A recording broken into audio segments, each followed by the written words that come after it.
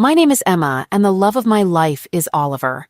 We've been friends for nearly 7 years and in love for over 4. Oliver is my dream partner. Kind, attractive, and financially stable with a good income from his job. He's been a dedicated worker since the age of 15 and has no regrets about it. He's a real man who enjoys working hard to provide for a family. He grew up by the sea, whereas I come from the capital city. We got married 2 years after meeting, just 1 month after experiencing our first love at the age of 19. My parents were supportive, but his family initially wasn't thrilled about our arrangement. They accused me of trapping him into marriage, even though I was a virgin and had no children. It's hard to understand how they could see it as trapping. I've also been working diligently, starting at a hotel reception when I was 17. On the other hand, Oliver had a previous relationship, maybe 2, but he only admits to 1. It's a mystery why they blamed me for anything. Despite the initial blame and some early animosity, they eventually embraced me as family, and we all found happiness in each other's company and trust. Oliver and I have been in love and married for almost 4 years, and we are all very content. I take care of the cooking and cleaning for him, and am eager to fulfill any of his desires in our intimate moments. I never refuse, and we both find immense happiness in each other. He is my ultimate desire in every way, and I wouldn't ask for anything more. Now, this is where complications enter the picture. I've been working alongside a man named Doran at the hotel since the very beginning. Doran, who is 32, handles maintenance and janitorial tasks for the hotel. Let me make this crystal clear right now for everyone out there. I have absolutely no romantic desires or attraction towards Doran. Doran is simply a kind-hearted person who has gone through a difficult time. He has a wife who cheated on him and left, taking his son with her. Through a paternity blood test, it was revealed that the son is not biologically his, exposing the affair and implicating another man as the father.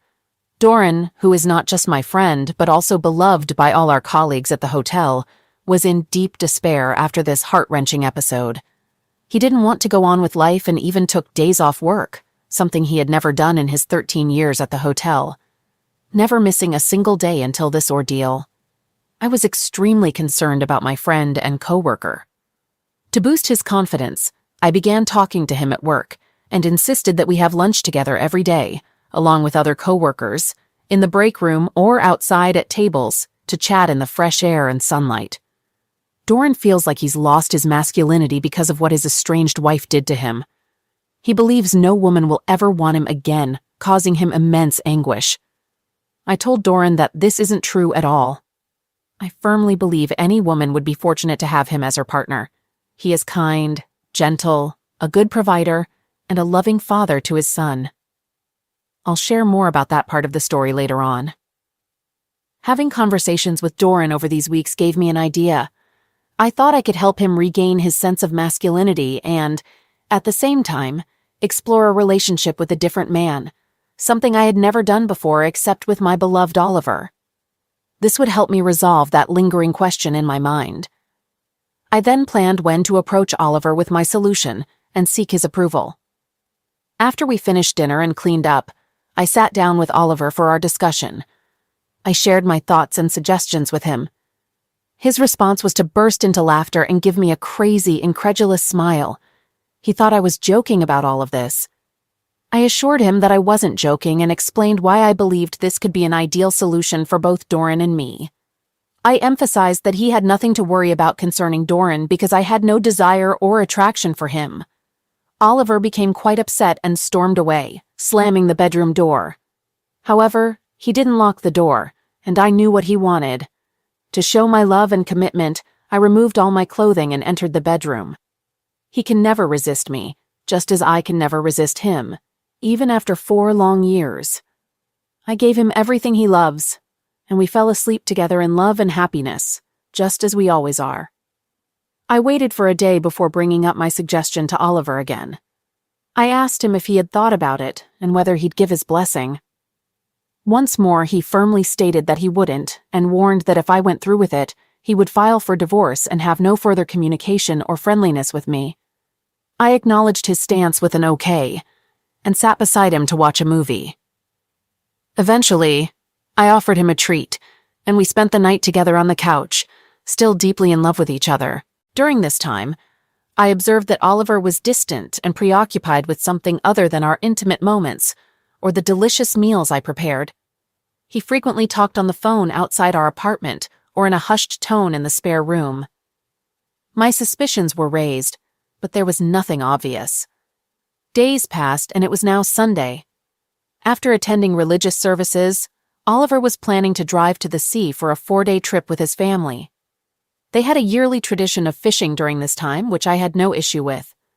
I understood that he needed his male bonding time to maintain his masculine qualities and strength.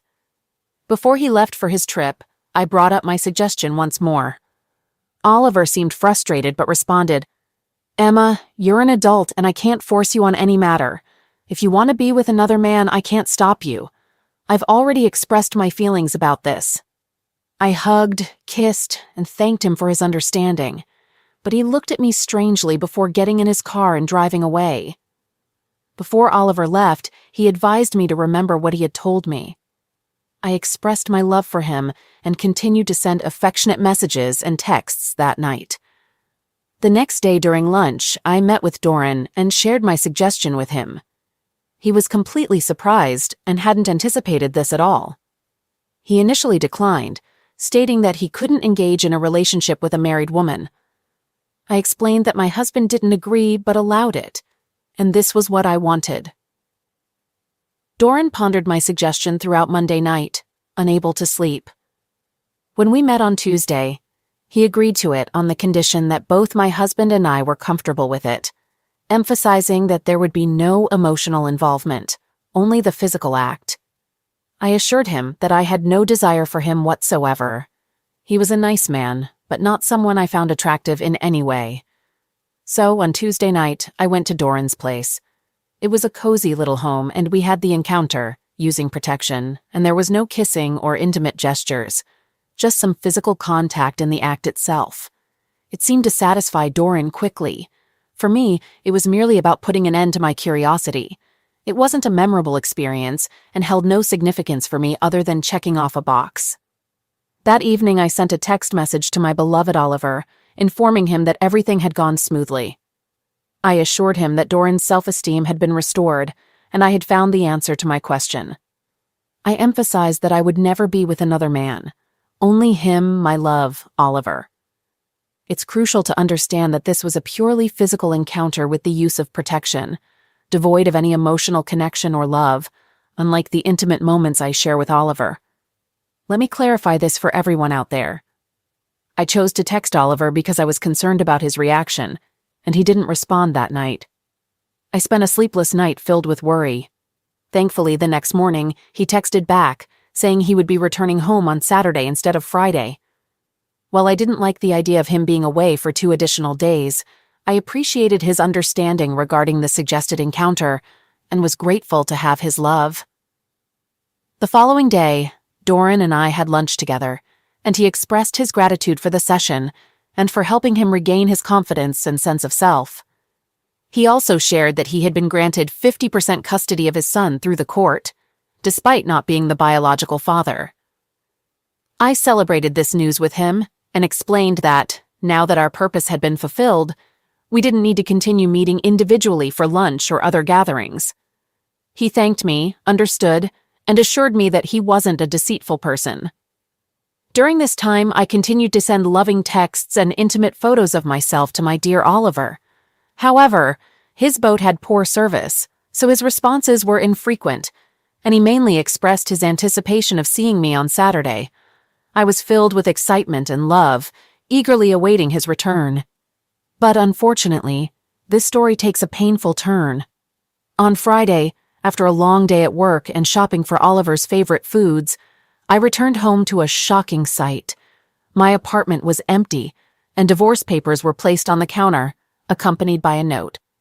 The note stated, "I thank you and wish you good luck and success with Doran," signed by my beloved husband, Oliver. I was overwhelmed with tears and disbelief, knowing that this decision was not his own, but influenced by his family's disapproval of me.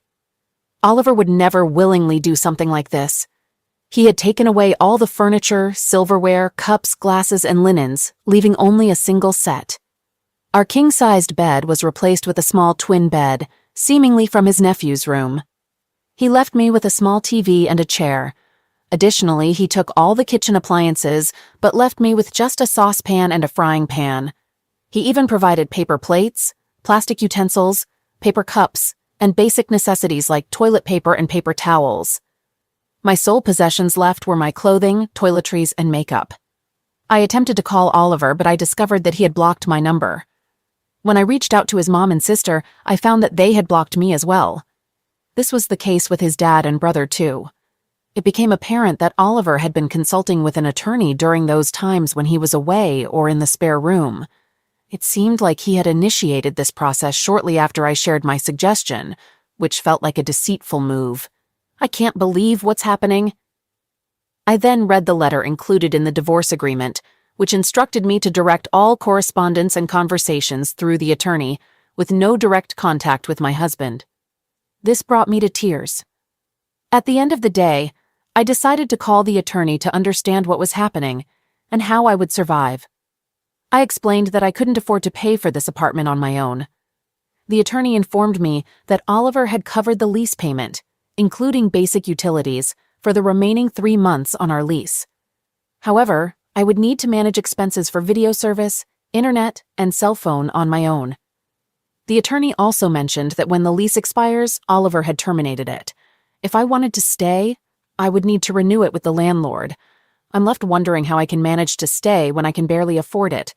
Is this how a man treats the love of his life and a woman who gave him everything, from love in various forms to cooking, cleaning, and running all errands? Oliver always had to ask, and he would get whatever he wanted. Now, I'm on the I couldn't sleep that night, and the following day I decided to visit Oliver at his job site. I was informed that he had taken on a job by the shore and specifically requested to work in that area. He's a skilled concrete worker, one of the best, especially for someone so young. I asked the foreman to let him know I was there and that I loved him, and he said he would pass on the message. I'm overwhelmed with grief. It's truly unbearable, like experiencing a death and loss. I confided in a friend and coworker about everything, and she couldn't believe my actions. What? She's the one who initially suggested the idea. When I questioned her about it, she said, "Yes, I mentioned it, but I never thought you'd actually go through with it. It was just crazy girl talk." The following day, I took a bus to the seaport since I don't drive. I went to my in-laws' home, and although I wasn't exactly welcomed, they allowed me inside and prepared a meal and coffee for me. I explained the misunderstanding and how I love Oliver deeply and eternally. They were kind, but Oliver's mother told me that he doesn't want to see me again and suggested it would be best if I never contacted him. I expressed my inability to do that because he is my entire world. Oliver was working 100 kilometers away, and his family didn't welcome me to stay with them, so I had to take the bus back to my empty apartment. I cried the entire journey and continued crying all night.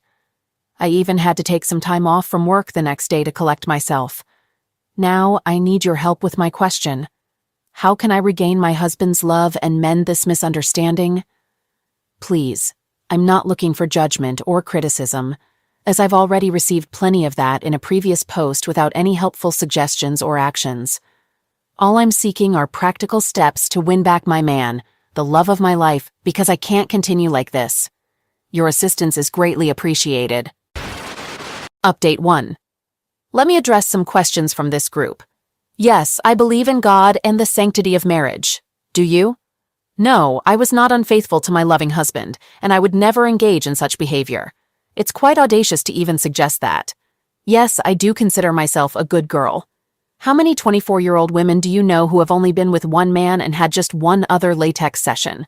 I can answer that for you. None. Unless they're nuns. No, I have no intention of having any kind of relationship with Doran beyond being co-workers.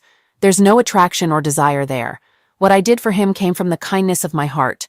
I take pride in helping him, and it's ultimately up to God to judge me, not any of you. No, I will never be with another man in the future. Perhaps you should ask these questions to your own significant other. Why not? because you don't want to hear the truth. No, I didn't diminish or disrespect Oliver. You haven't met my husband, so you can't judge his masculinity. I know he's more of a man than anyone here. No, I haven't disclosed the situation to my parents or other family members, but I'm confident they would be proud of their daughter for doing what's right and selflessly helping people. No, I have no interest in engaging in latex sessions with any other individuals in this group. Many of you seem to have bitter attitudes. Update 2. Well, I have to provide another update, and it's quite an unfortunate situation. It's been a whole month since I've been without my husband, and I feel utterly empty and heartbroken. I've made every effort to contact him, but there's been no response. I've even resorted to calling him from other people's phones and leaving heartfelt messages, but it seems he's screening his calls and has never returned any of them, despite my pouring my heart out to him. I went as far as having Doran call Oliver and leave him a message, expressing gratitude for his act of kindness and how it saved Doran from a life of misery. Doran told Oliver that he sees him as a great man and will forever be indebted to him for his actions, emphasizing that there's no love or interest between me and Emma. We're just colleagues. However, Oliver hasn't responded to any of this. I decided to confide in my parents and brother about my divorce, but their reaction was far from what I anticipated. They're very angry with me and can't see the good deed I did, only focusing on the perceived infidelity. No matter how much I try to convince them that it wasn't cheating but a selfless act, they remain unconvinced and express disgust towards me. They've even suggested I go to confession every day for the next year. I believe that in the end, it's up to God to judge me, not the people on this earth, including my own family. Final update. Okay, I wasn't planning on returning to this troublesome post, but some kind-hearted people have asked for an update, so here it is. I really wish I could block all those bitter individuals in the comments. Anyway, let me fill you in on my current situation. I'm now living at our community hostel because my lease expired, and I don't have the financial means to afford rent in the capital city. It's a decent place, but it's only a temporary solution. I could have stayed with my parents, but I chose not to since they don't understand my perspective. Now, about the divorce, it's official. It might just be the quickest divorce in our country's history, which seems to be my luck, but at least I have faith in God to support me. The judge appeared to be quite traditional and didn't seem to have much regard for women in today's world. He viewed my suggestion as nothing more than cheating and disregarded the fact that I had helped Doran regain his life. He simply stated, "You can call it whatever you want, but it's cheating and a breach of your marriage." I tried to explain that my husband had given me permission, but when he asked my husband and his attorney, they both denied it, saying, "No, Your Honor, he did not." What Oliver told Emma was, "You're a grown woman, and I can't prevent you from doing anything." He then added that he had previously warned Emma that he would divorce her if she went through with it. The judge turned to me and I conferred with my legal representative, who confirmed, "Yes, Oliver did tell Emma this, and it's a truthful statement." The judge proceeded to ask, "So why did you proceed with your affair knowing this?" I and my legal representative were caught off guard and didn't respond. The judge then said that we didn't have to answer the question because it was irrelevant to the outcome. He then granted Oliver the divorce, officially ending the marriage. As part of the ruling, he awarded me the equivalent of 6,000 euros, about $7,000, which Oliver was required to pay within 90 days. Can you believe all of this? Just 6,000 euros for 4 years of various forms of intimacy, cooking, cleaning, running errands, and taking care of this man when he was ill? If I had worked these jobs instead, it would have amounted to over 200,000 euros. Do I believe I should have received 200,000 euros from Oliver? No, I do not. However, receiving only 6,000 euros? Come on, people, why aren't women valued more for their valuable contributions to marriage? Can the individuals in the comments section answer me that question? This is my last post here because I won't continue arguing with the unkind individuals in the comments section. I'm simply drained and you all are unpleasant people. Instead, I'm going to invest all my time and energy into winning Oliver back over the next year. I left him a message on his phone, letting him know I won't go on any dates for at least a year. maybe even indefinitely, as I'll be patiently waiting for him to return. I told him he's welcome to come to my new apartment any time for any type of affection, and provided him with my new address. I believe that one day I'll hear a knock on my door, and there will be my dreamboat Oliver standing there, ready to embrace me with kisses. We'll then live our lives happily ever after, possibly with many children and daily affection. Merry Christmas to everyone out there, and I extend God's best wishes to all, even those who dislike me and themselves. All right, that was a fun story. Now let's move on to another exciting one. Stay tuned and let's dive in. This incident occurred more than 5 years ago, and I still haven't completely healed emotionally. Back then, I, John, was 31 years old, and my girlfriend, Lisa, was 29. We had been in a loving, monogamous relationship for 3 years, or at least I thought so. We crossed paths at a cocktail reception held at a local art museum. Ironically, neither of us was a fan of modern art, but we were both there with friends, and we hit it off right away. We started dating casually and soon decided to exclusively commit to each other because our connection was undeniable. Around a year into our relationship, Lisa brought up the idea of moving in together as she was eager to take our relationship to the next level. I initially hesitated, expressing that I wasn't quite ready for that step. So we continued to live separately, but spent at least 6 nights a week together, and our love for each other continued to deepen. Over the following year, Lisa continued to gently nudge me towards taking that next step. Eventually, on our 2nd anniversary, I reluctantly agreed, and we moved in together. Everything seemed to be going wonderfully, and despite being together for over 2 years by that point, our intimacy in the bedroom was still vibrant and adventurous. With our relationship going smoothly, Lisa began dropping hints about marriage and starting a family.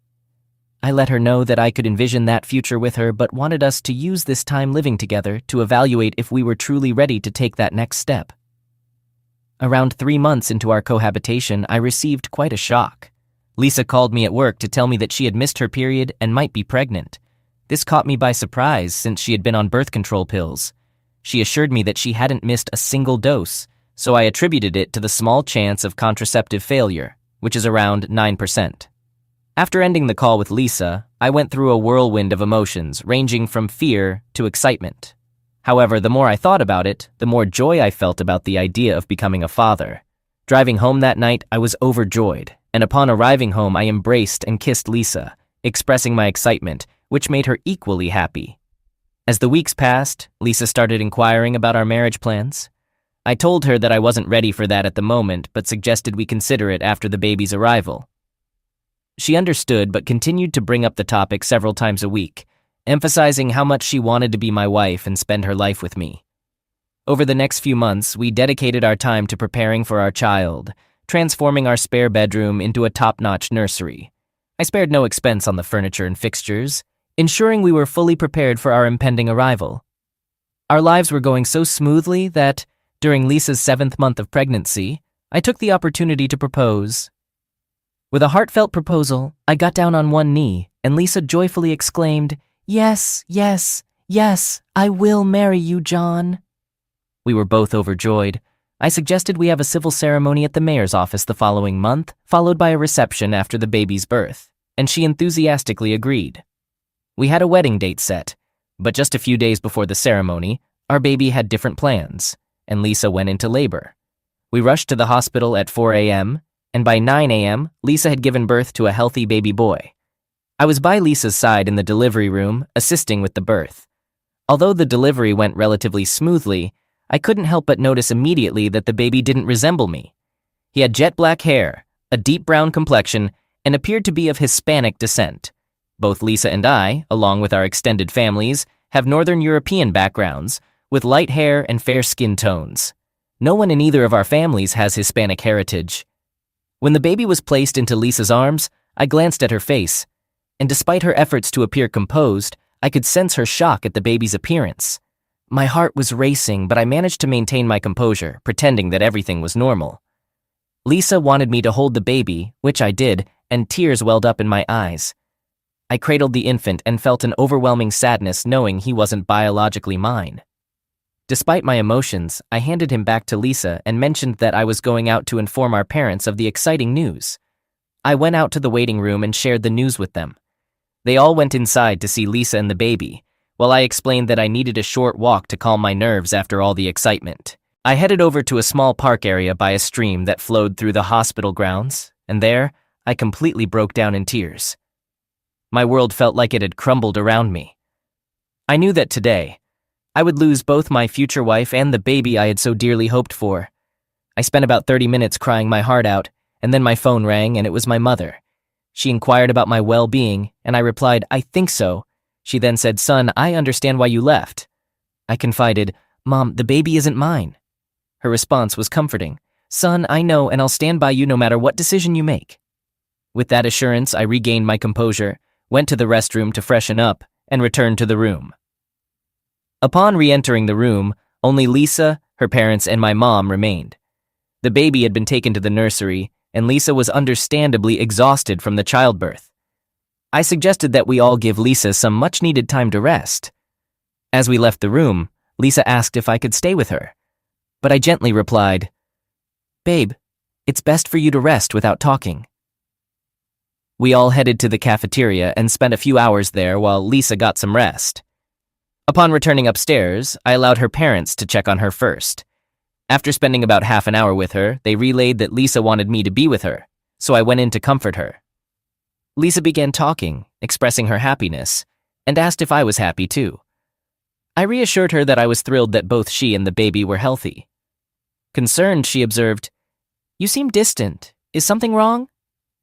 I replied, "We need to talk." She inquired, "Talk about what?" To which I responded, "The baby." Perplexed, she asked, "What about the baby?" That's when I disclosed, "Lisa, the baby is clearly not mine." She reacted defensively, stating, "It is your baby. Whose else would it be?" I challenged her, saying, "You tell me." Her response was tearful sobbing, and I allowed her to cry for what felt like an eternity, but was actually closer to 10 minutes. After she composed herself, I pressed further, asking about the father of the child. Through her tears, she confessed, "You are the father." I didn't accept that and insisted, "Lisa, please don't lie to me." She fell into a silent daze, staring straight ahead. Eventually, she broke the silence, saying, "I'm so sorry, John. I was unfaithful, but I want you to be the baby's father." I disregarded her plea and repeated my question. "Who is the father?" Reluctantly, she admitted that her ex, who she had been with for over 5 years, had come to town 8 months ago, and they had a brief encounter at our apartment. I stood up and walked over to the window, gazing down at the traffic below. Lisa anxiously asked if our relationship was over. I conveyed that it was, as I couldn't fathom trusting her again. She burst into tears, begging for another chance, but I firmly asserted that it was not possible. I insisted that she needed to inform our parents about this situation immediately. Lisa begged me not to disclose it to them. Firmly, I told her, "Lisa, you must do this now, because you won't be returning to our apartment when you and the baby are discharged tomorrow." Tearfully, she pleaded with me again, but I simply repeated, "No," and went outside to fetch our parents. As we entered the room, Lisa's father noticed her tear-stained face and inquired about what was wrong. I asked everyone to take a seat, which they did. Then I instructed Lisa, saying, "Tell them what we just discussed." Overwhelmed with emotion, she burst into tears and couldn't speak. I proceeded to explain the situation to our parents, and all 3 of them began crying, with Lisa's parents crying uncontrollably. I informed Lisa's parents that when she was discharged the next day, she would be going home with them, and I would arrange to have all her personal belongings and the nursery we had prepared moved to their house. Throughout this conversation, Lisa continued to cry uncontrollably. Then I turned to my mom and said, "Mom, let's go." In response, Lisa screamed, "John, please don't leave me. I love you and I'm so sorry." With that, we walked out the door, leaving her parents to console her. While we were driving away from the hospital, Lisa called and pleaded, "Please, John, don't end our relationship like this." I replied, "Lisa, I didn't end our relationship. You did." I continued, "The trust we had is forever broken, and the person I knew and loved is gone." Despite her continued pleas, I remained silent, eventually telling her that there was nothing more to say before hanging up. The following morning, her father came over with his van, and we loaded all of Lisa's belongings and the nursery into the back. I accompanied him to their house, helped with unloading, and set up the nursery in one of their spare bedrooms. I was devastated. Lisa's mom inquired if there was any possibility I would reconsider and give her daughter another chance. Politely, I explained that it was not possible because I could never trust Lisa again, and I would never be able to love the child that was conceived by another man. With this, her father drove me back home, where I spent the next day crying my eyes out. Over the course of the next week, Lisa reached out to me relentlessly, making over 100 calls and sending numerous texts. She professed her love and asked for another chance. Initially, she understood my reluctance to marry her and become a father to her child. Instead, she suggested that we continue dating as we were before. I chose not to respond, and eventually, the messages ceased. Undoubtedly, this has been the most challenging period of my life. Although I have no intention of being a part of Lisa or her son's life, I do entertain the thought of meeting him for a beer when he turns 21. I'd like to express my gratitude for his early arrival, which prevented me from marrying his mother and further complicating my life. My parting advice to all men out there is to consider obtaining a pre-birth paternity test with every pregnancy. It can save you a lot of wasted time and heartache in the long run.